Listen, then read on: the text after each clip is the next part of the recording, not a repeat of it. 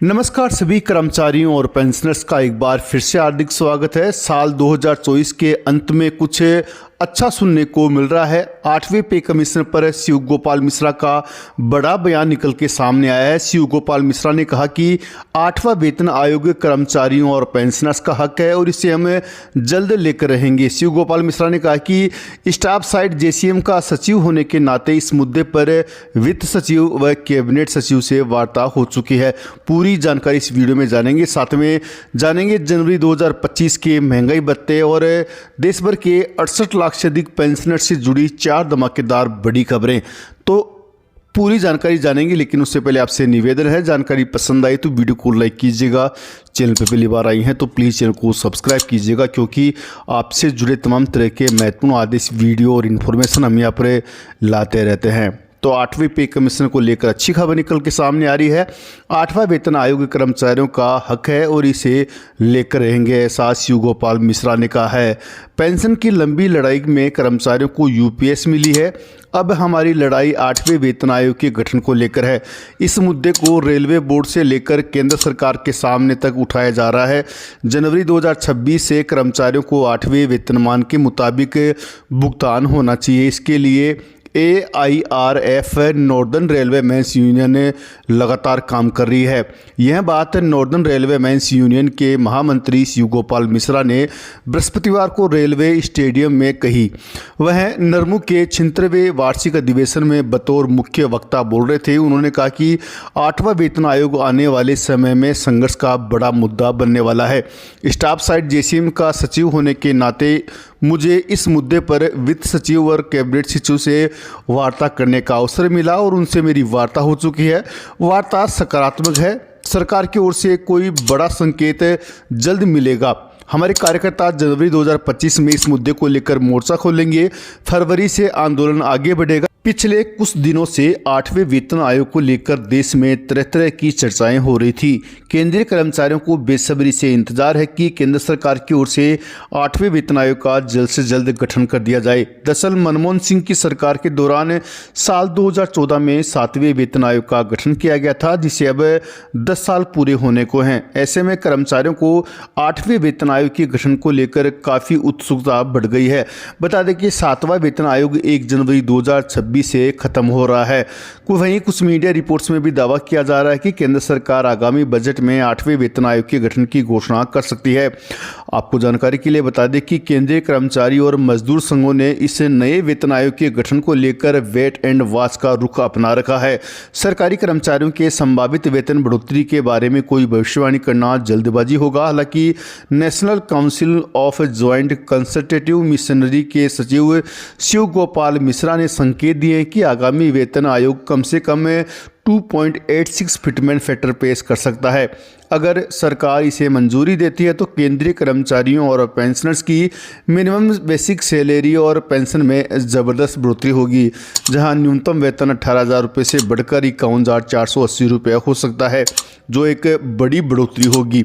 इसके अलावा महंगाई भत्ता यानी DA सहित कर्मचारियों को मिलने वाले भत्तों में भी इजाफा होगा। बता दें कि सरकार केंद्रीय कर्मचारियों के सैलरी स्ट्रक्चर की समीक्षा करने और उसमें बदलाव करने का प्रस्ताव देने के लिए वेतन आयोग का गठन करती है। आपको जानकारी के लिए बता दें कि 7वां वेतन आयोग का गठन पूर्व प्रधानमंत्री मनमोहन सिंह ने 28 फरवरी 2014 को किया था। इसने 19 नवंबर 2015 को अपनी रिपोर्ट सौंपी थी और 7वें केंद्रीय वेतन आयोग की सिफारिशें 1 जनवरी 2016 को लागू हुई थी। गौरतलब है कि 7वां वेतन आयोग का गठन पूर्व प्रधानमंत्री मनमोहन सिंह ने 28 फरवरी 2014 को किया था। इसने 19 नवंबर 2015 को अपनी रिपोर्ट सौंपी और 7वें केंद्रीय वेतन आयोग की सिफारिशें 1 जनवरी 2016 को लागू हुई थी। इस पैटर्न के मुताबिक 8वां केंद्रीय वेतन आयोग आमतौर पर 1 जनवरी 2026 से लागू हो जाना चाहिए, जिससे केंद्र सरकार के 1 करोड़ से अधिक कर्मचारियों और पेंशन भोगियों को बड़ी राहत मिलेगी। वहीं आपको जानकारी के लिए बता दें कि केंद्रीय कर्मचारियों और पेंशनर्स को एक और बड़ी खुशखबरी उनका इंतजार कर रही है, वो महंगाई भत्ते को लेकर। जी हाँ, महंगाई भत्ते को लेकर भी बड़ी अपडेट निकल के सामने आ रही है। केंद्र सरकार नए साल में केंद्रीय कर्मचारियों को बम्पर तोहफा दे सकती है। सरकार जनवरी में महंगाई भत्ते में बढ़ोतरी का ऐलान कर सकती है। रिपोर्ट के मुताबिक इस बार केंद्रीय कर्मचारियों के लिए 3 से लेकर 4% तक की डीए बढ़ोतरी की घोषणा केंद्र सरकार कर सकती है। डीए में यह बढ़ोतरी 1 जनवरी 2025 से लागू मानी जाएगी। हालांकि अगर पिछले सालों का रिकॉर्ड देखें तो सरकार जनवरी के डीए बढ़ाने का ऐलान मार्च में करती है।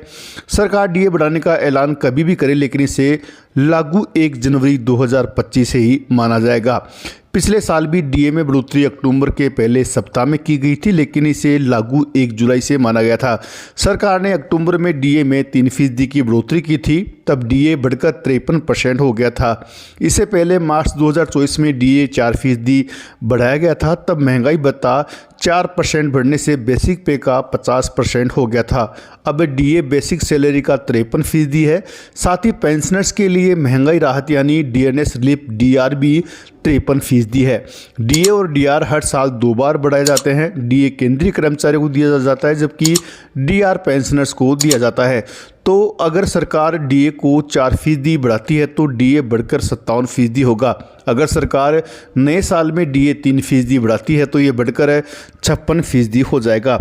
वहीं आपको जानकारी के लिए बता दें कि कोविड-19 के दौरान रोके हुए डीए को लेकर भी बड़ी खबर निकल के सामने आ रही है। सरकार ने स्पष्ट रूप से कह दिया है कि वह 18 महीनों के बकाया डीए एरियर को किसी भी हालत में जारी नहीं कर सकती।